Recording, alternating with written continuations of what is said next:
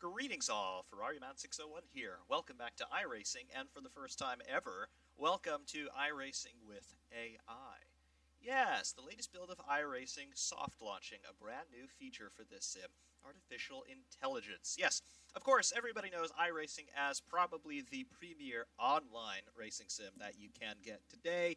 It's also known as being the most expensive thing that you can get in sim racing today. $13 a month to get yourself a subscription, and then you've got to buy all sorts of standalone cars and tracks which you never actually own, rather they are licensed to you. However, if you're okay with that, iRacing is definitely, in my opinion, the best all-around sim available today in terms of physics and in terms of, well, racing. However, as far as I use it, it's basically a glorified hot lap simulator. Regardless of all of that, as I try not to think of the many hundreds of dollars that I have just thrown out into the abyss over the years, AI in iRacing. It's a soft launch for the moment. It's only available on select tracks, and it's only available in one car, the Porsche 911 GT3 Cup, which is really not a bad car to be soft launching a brand new feature with, particularly because that feature is AI. It's a robust car. It's very accessible for most people, and because it's a pretty robust car, it's not going to be destroyed if you have the slightest bit of contact, unlike the Ferrari SF70. Regardless, we're just trying to figure this out. I've never run the AI before, so I really don't know how they're going to be reacting. I have set the strength of the field pretty wide, very intentionally, because I just don't know what they're going to do. We're at the low end 40% and the high end 80%. I don't want them to be all out at 100% because they'll probably do alien times, and I don't want them to be at 0 because, well, that's no fun at all for anybody. So we're at Lime Rock here. This is the updated version of Lime Rock, but in the classic configuration with the big twitch going up the hill. But we do have the updated track surface and all the updated sponsors, and some things trackside have changed as well, but it is still the same Lime Rock that we all know and love. And, well, we're just going to have a little bit of fun here today.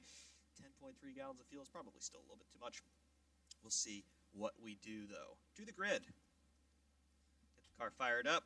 Standing start. No formation lap. Just going to go straight into the racing action. It's just a 10-minute race, but we do have full flag rules, so we'll see how that goes on. Fake news, fake clutch in this particular car still, and we're underway. And immediately I see that everybody has gotten an absolutely terrible start. But, yep, there's some contact there because some guy didn't look in his mirror. Into turns 1 and 2 here. Very complex, multiple apex corner. How do they handle this? All right, everybody being reasonable for the moment, except that one guy who doesn't know what a mirror is. Really not putting up too much of a fight so far.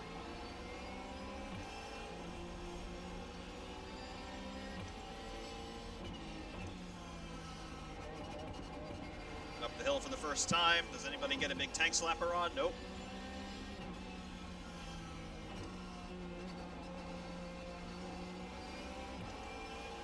Okay. The final corner, how are they reacting? All right, they're all following exactly the same line, which is interesting. It seems like they're going to fan out a little bit down the straight.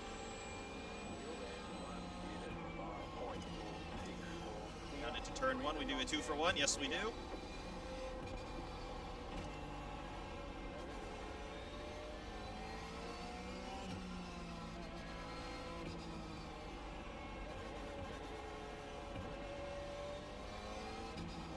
Trying to make sure the tires are happy with temperature and such.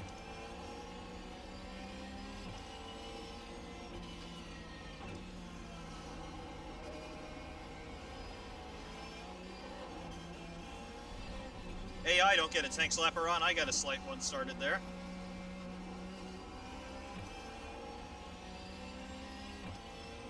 Do they all continue just to follow the same line all the way through? Yes, they do.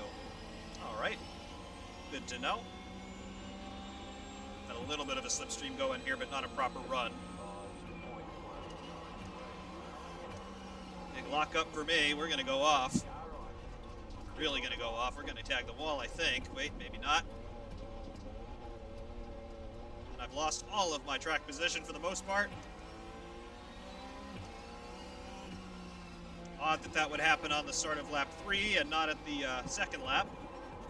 Now I've just got no grip whatsoever. All right.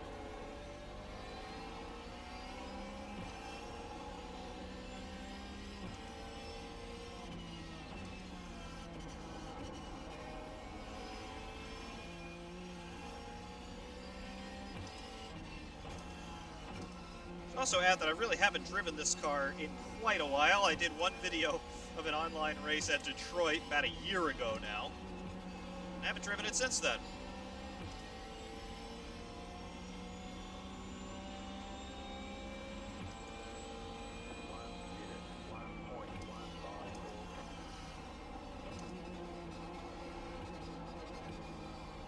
Understeer City.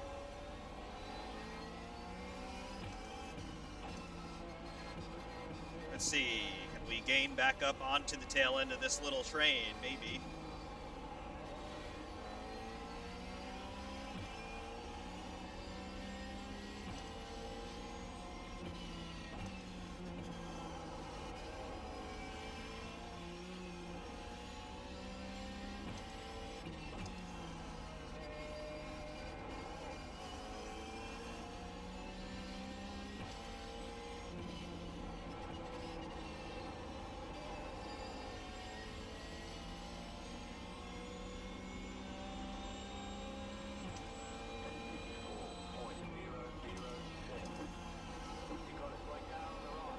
Car on the right, have they had an incident? Yes, they've had an incident all by themselves.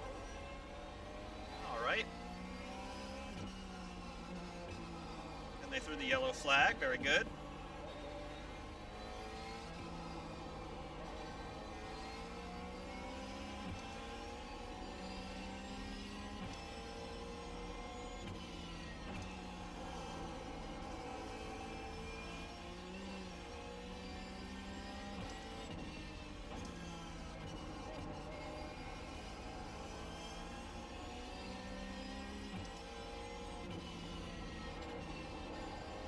They're all still following the exact same line there. Do they try to go for an overtake?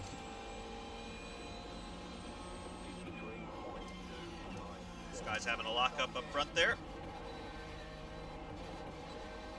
Let's throw it down the inside. Nope, he closes the door right as he's allowed to do.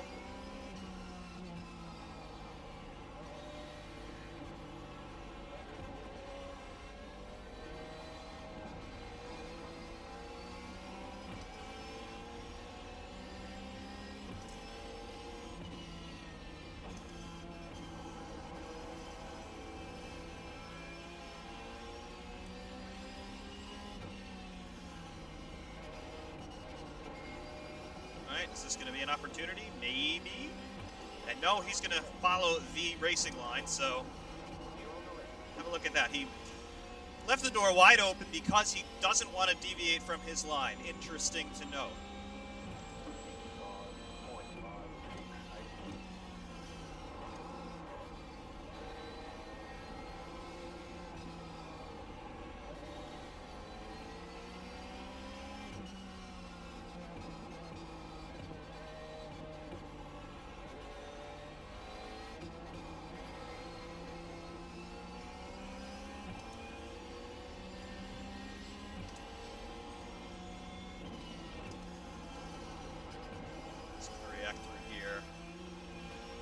A little bit on the brakes there over the top of the crest. That's to keep the nose down, which I completely understand. But now we've got a big old run on him coming back to the final corner again. Can we exploit the same thing? Yeah, we can. Look at this. Just jumps on the brakes. Again, he wants to maintain that line at all costs.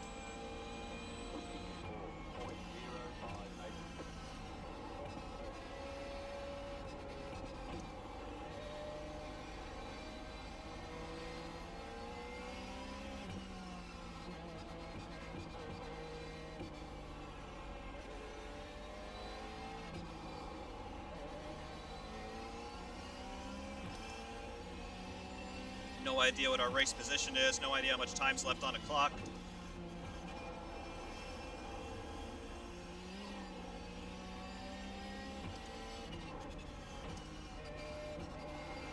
Just trying to keep the MFDs as uncluttered as possible. How much time I'm able to gain just in that last corner. Definitely way faster than they are through there. A little bit of a run down the straight. He'll brake. He'll brake ever so slightly later.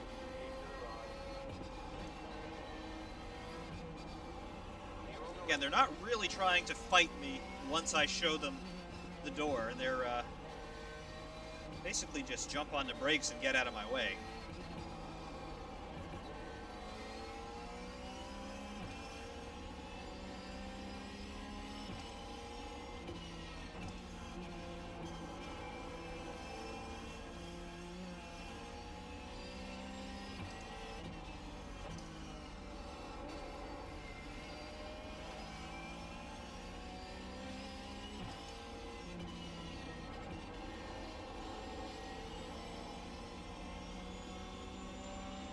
Got other cars way up at the end of the straight there.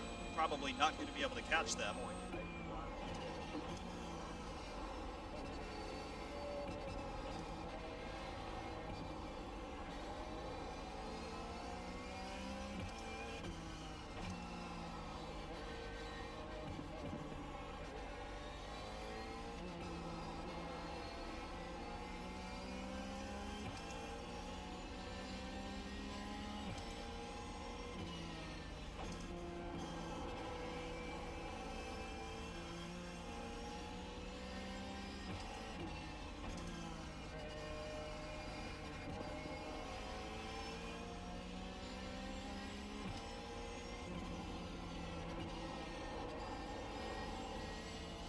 Alright.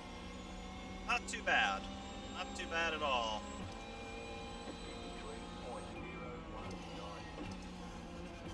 Basically just waiting for the white flag to go up.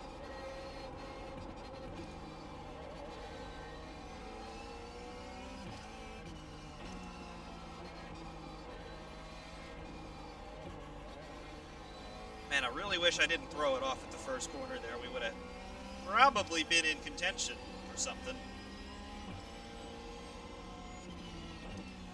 But hey, get caught out by cold brakes and coldish tires. That's what happens.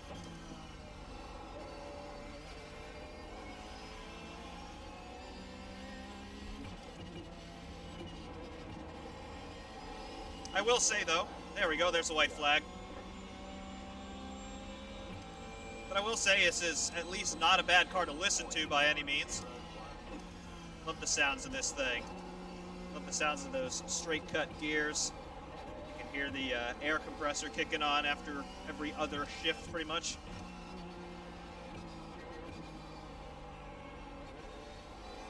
Of course, the engine itself sounds quite nice.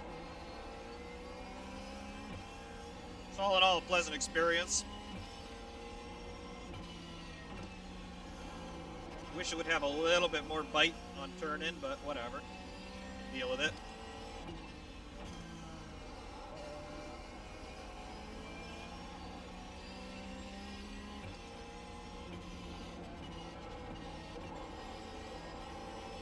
And there's the checkers. Where do we finish? Find out in a moment.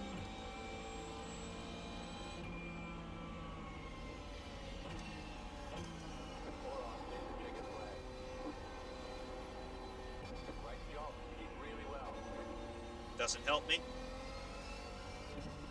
And no, I really don't think I did really well. I think I threw away a chance at a podium for sure.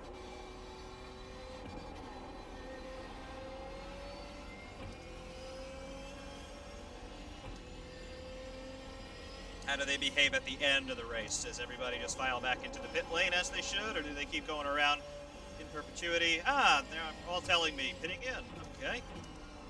That's interesting. They go into the chat, let everybody know what they're doing. That's cool.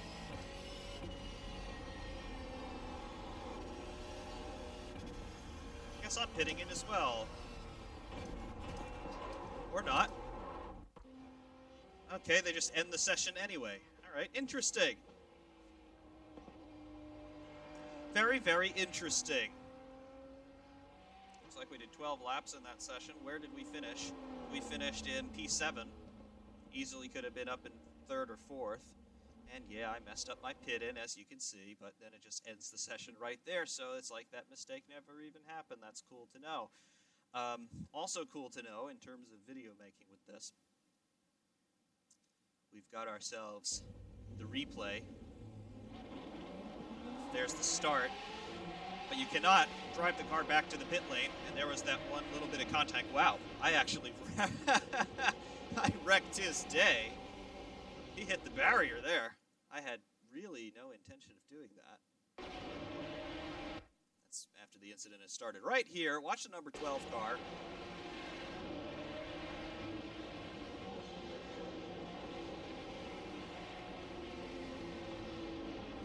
It was the sweetest of kisses, wasn't it? But apparently that's enough to really knock somebody out on cold tires and, right off the start. Rears are all loaded up because everybody's just trying to bean it to the first corner. And, well, that happens. Oh, well. I don't know why that's amusing me as much as it is because, it shouldn't. But, yeah, interesting. Very interesting indeed. There it was. That little bit of contact is all it took, and then he just merrily spins across the racetrack. Everybody else does very good to avoid him, I will say. But, yeah. Just follow everybody up to the first couple of corners, as you would expect. And then, of course, we could just go back to TV1, start a lap 2. This is where I got it very wrong. Or was it? Oh, that must have been lap 3. Oh, yeah. After braking way too late, shot it off the road.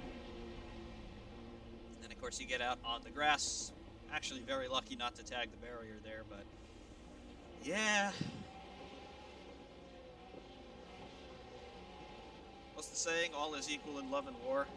No, it's not. That's complete bullshit, isn't it? But, yep, that big old tank slapper getting in there. But, yeah, I mean, for the most part, it's not bad. Look, Dale Earnhardt Jr. Dale Earnhardt Jr. was in this race. Okay, let's call it that. But yeah, interesting. Little bit of a first look at AI. I'm probably going to do a couple more of these at different tracks just to see what they do elsewhere. But all right. Again, this was the minimum setting of 40%, the maximum of 80%, and they really didn't put up a fight.